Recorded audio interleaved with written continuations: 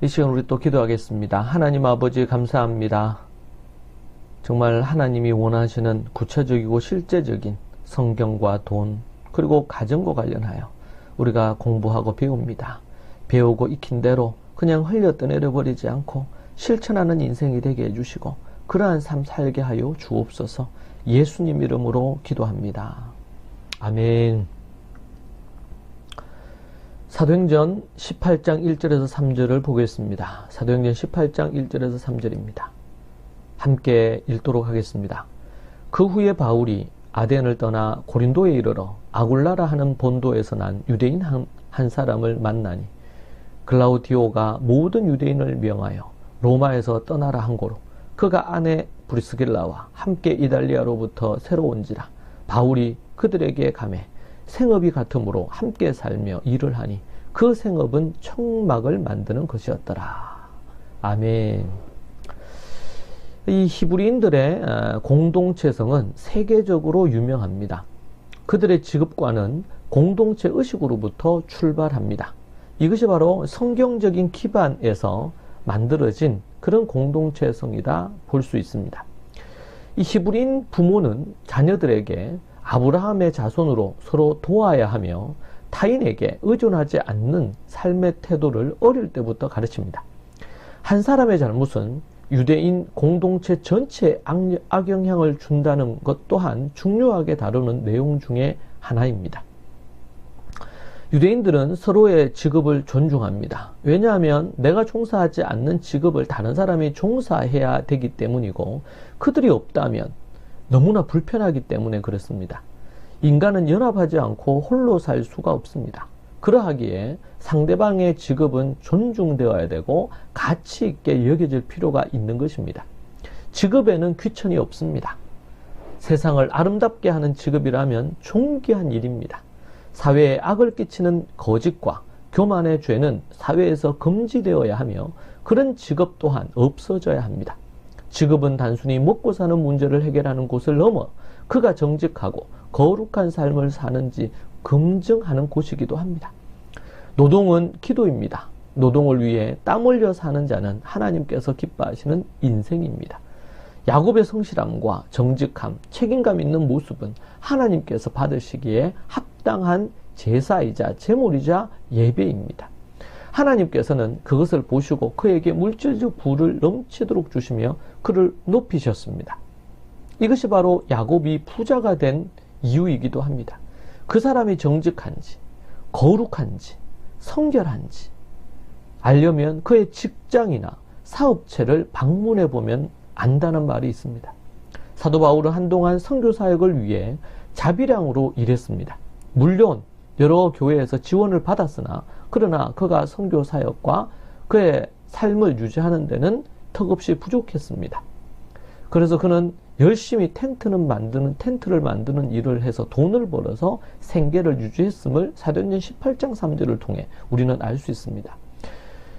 후원 도움이 되었지만 일하는 것을 가치 없는 것으로 여기지 않았고 일해서 돈을 버는 것은 매우 귀하고 소중한 것입니다. 이것이 바로 성경적인 사고의 한 부분입니다. 농업, 공업, 상업을 천시하는 유교의 가르침과는 사뭇 다른 것이죠. 직업에 귀천이 없다는 것이 성경의 가르침입니다. 소위 3D 업종에 속하는 힘들고 지저분하고 남이 무시하고 그리고 위험한 그래서 difficult하고 dirty하고 그리고 dangerous한 위험한 이런 이 세 가지에 속하는 이런 업종을 천시하고 무시하는 경향이 있습니다. 한국 사회에서는 경세하지만 히브리 성경적인 문화권에 있는 히브리 사회에서는 매우 가치 있게 여깁니다. 이것은 물론 그런 기반을 갖고 있는 미국에서도 이런 기술직에 속하고 어렵고 힘들고 또 지저분한 이런 어떤 일에 속한다고 해서 천대하지 않습니다. 유대의 유명한 랍비들도 비천한 직업을 가졌습니다. 요하나는 구두 수선을 했고 요수아는 숯을 굽는 일을 했습니다. 이스라엘을 방문했을 때 랍비의 아내들이 제가 볼 때 대부분 사업을 하거나 직장 생활을 하고 있는 것을 보았습니다. 랍비들도 아내의 사업을 돕거나 아니면 자신의 전적으로 하는 어떤 그런 부분은 랍비가 하기가 쉽지 않았겠죠. 그런 직업을 갖고 있었습니다. 그렇게 하면서 성경을 연구하는 일에 온 힘을 쏟는 것을 제가 보면서 이들에게 있어서 성경을 연구하는 것과 노동은 결코 분리될 수 없는 것이구나 라는 것을 깨달았습니다. 그런데 그것은 이스라엘, 제가 히브리 사고에 대한 공부를 하면서 이것은 이스라엘 안에 성경적인 기반을 갖고 그들에게 있는 매우 중요한 노동의 가치로구나. 우리는 아담 하와가 범죄한 이후로 범죄한 이후로 노동은 죄의 대가로 이렇게 취급하는 경향이 있었습니다. 결코 그렇지 않습니다. 우리는 그 부분을 정확하게 좀 알 필요가 있습니다. 대충 할 때에 심각한 문제가 생기는 거고요. 하나님께서는 이 모든 노동을 귀하게 여기시고 직업의 그 귀천 상관없이 귀하게 여기시는 것을 볼 수 있습니다. 나의 노동이 공동체를 아름답게 만든다 라는 제목으로 제가 여러분에게 오늘 성경적인 노동관, 직업관에 대해서 얘기했습니다. 여러분, 우리는 하나님 앞에서 정말 연봉이 세고 돈을 많이 벌면 좋은 직업이고, 그렇지 않는 직업은 하찮은 직업이거나 가치 없는 것으로 취급해서는 안 됩니다. 성경이 말씀하시는 이 직업관이 제대로 박혀 있지 않으면 현대에 일어나고 있는 숱한 갑질 행세라든지 잘못된 어떤 그런 입시 위주의 교육이라든지 이런 것들이 얼마나 많이 있는지 모릅니다.